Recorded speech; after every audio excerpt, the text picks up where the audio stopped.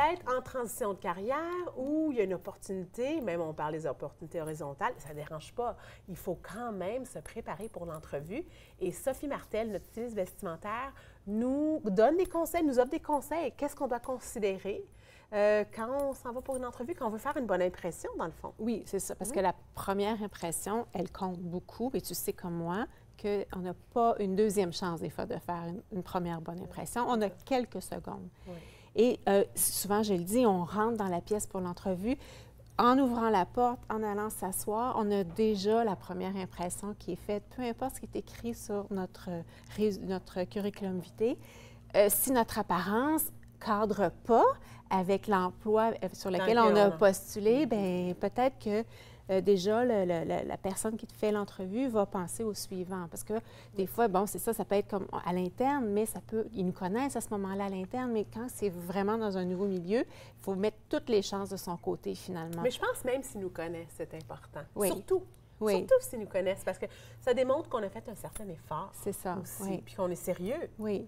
Hein? Je compare toujours la tenue vestimentaire, surtout en entrevue, à notre logo, notre marque de commerce. Oui. On a des compagnies, on les connaît, là, on pourrait dire, on voit le logo, on sait ce que cette compagnie-là vend. Pourquoi? Parce qu'ils ont investi, dans le fond, dans leur image. Mais nous aussi, c'est la même chose. Il faut investir dans notre image, puis il faut choisir la bonne tenue pour justement avoir peut-être l'issue positive. Oui. C'est pas seulement ça qui va faire qu'on va l'avoir ou qu'on n'aura pas l'emploi, mais pourquoi pas mettre toutes les chances de son côté. J'ai comme l'impression qu'on pense tout de suite au costume noir.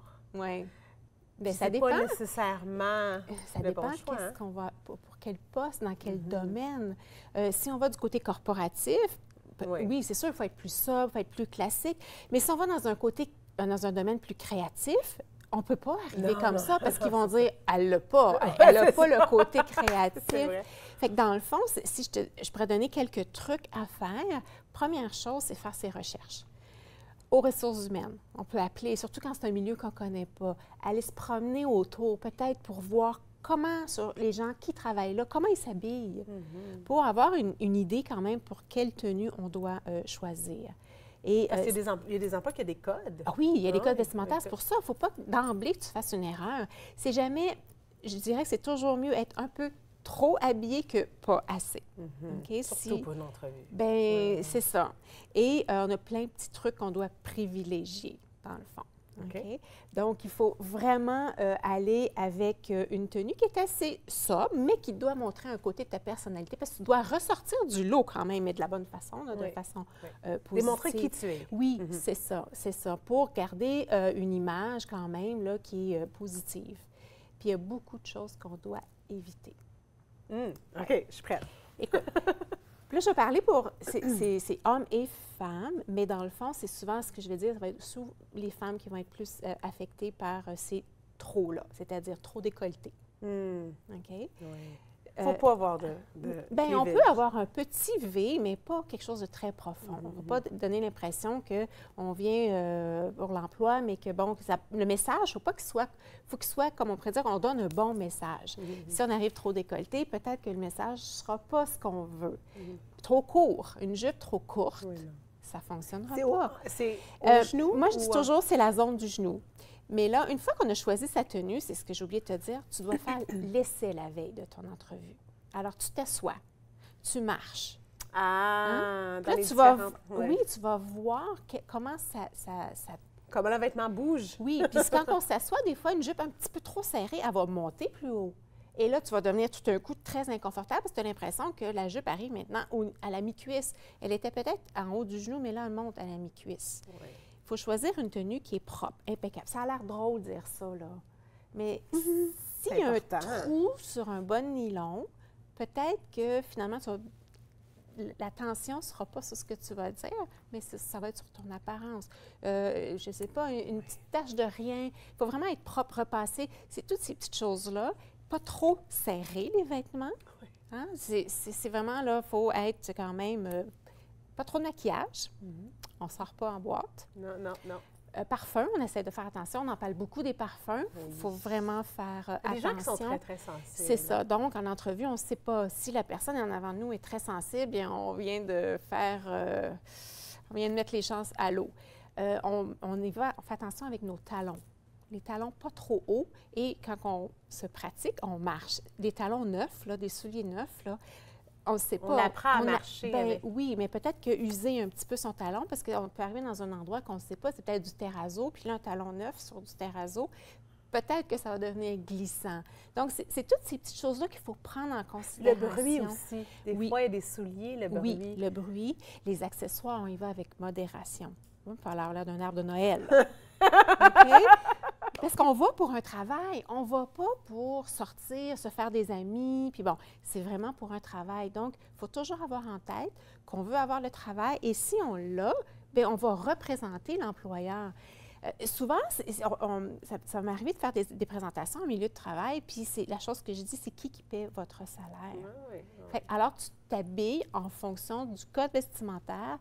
Peut-être que ça va déplaire certains, mais vous pouvez faire ce que vous voulez en dehors du travail. Mais au travail, c'est la priorité, c'est vraiment avoir le look de l'emploi, finalement, et donner le message de dire qu'on est le meilleur candidat possible pour faire cet emploi-là. Donc, c'est vraiment ce qu'il faut avoir toujours en tête. Puis le manteau, la sacoche. OK, bien ça, c'est certain que le sac à main, on ne va pas avoir le trop grand... Si on est capable, pour une femme, d'avoir peut-être un porte-document qui pourrait tout avoir dedans.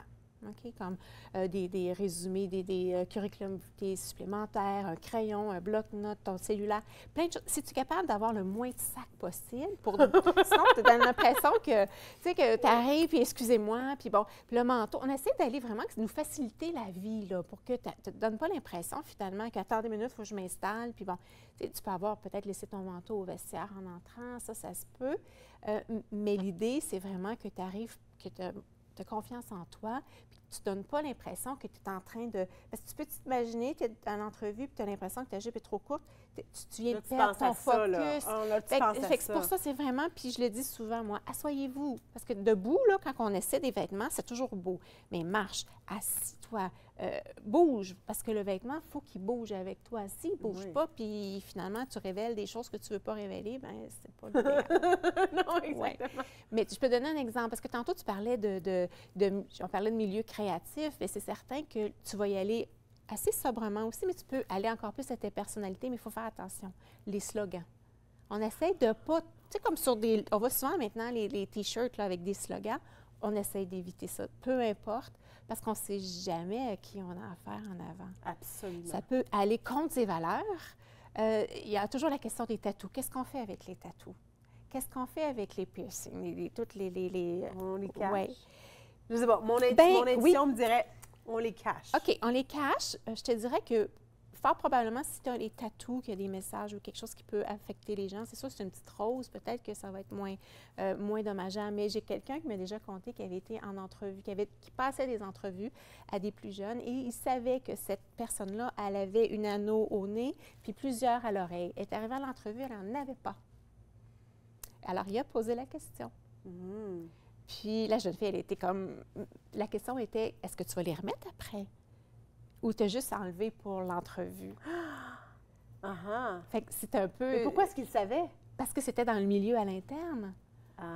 Mais tu sais, quand tu veux...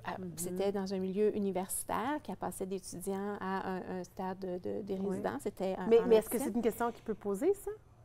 Ben, je sais pas. Ben, surtout si tu la connais, la personne. Maintenant, à l'entrevue? Ben, c'était comme... Moi, je suis comme non.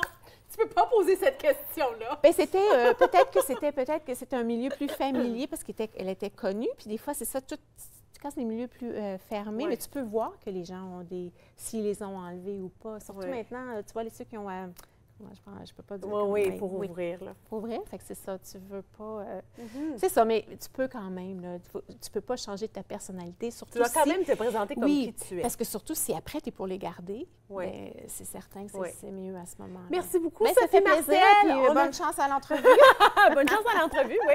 Non, mais c'est des choses... Moi, j'aime bien le truc d'essayer le soir d'avant, de bouger, de voir comment tu te sens, de penser à ce que tu apportes avec toi. Tu sais, comment tes mains vont être... Se pratiquer. Non, mais c'est vrai. C'est vrai. C'est des choses à faire en plus de se pratiquer pour le contenu. Hein? Il faut aussi être prêt pour les questions. Merci beaucoup d'avoir été là. Après la pause, je rencontre Marie-Ève Chéné. Elle nous parle de son histoire. Et c'est une histoire de rein, mais encore beaucoup plus que ça. Après la pause. Bye!